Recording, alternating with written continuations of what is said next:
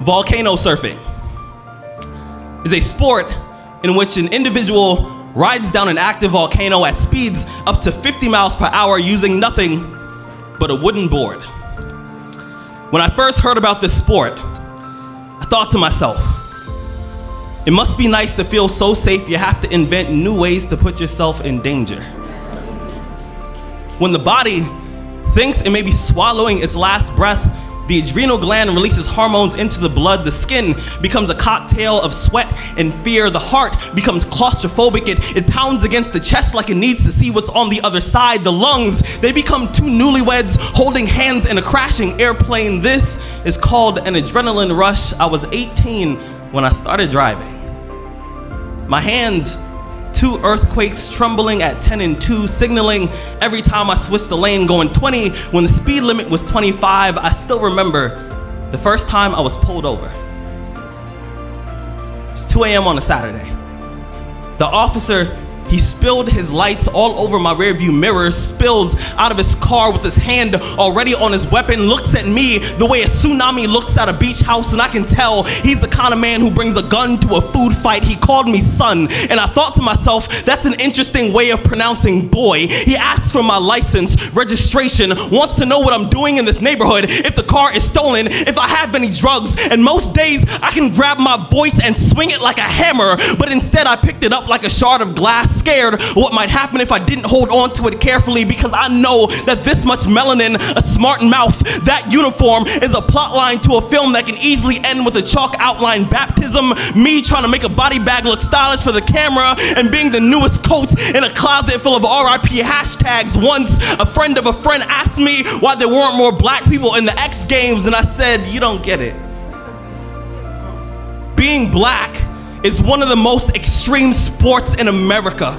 We don't need to invent new ways of risking our lives. The old ones have been working for decades. Watch the news, watch the news, watch the news. Jim Crow may have left the nest, but our streets are still covered in its feathers. Being black in America is realizing that there's a thin line between a traffic stop and the cemetery. It's the way my body tenses whenever I hear a police siren in a song. It's the quiver in my stomach whenever there's an officer behind me. It's the sigh of relief when I turn right and he doesn't. I don't need to go volcano surfing. Hell, I have an adrenaline rush every time a police officer drives past without pulling me over.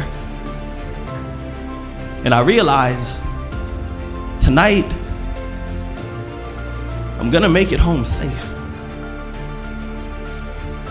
You know, it's funny how we can believe that we are created in God's image and then recreate God in ours.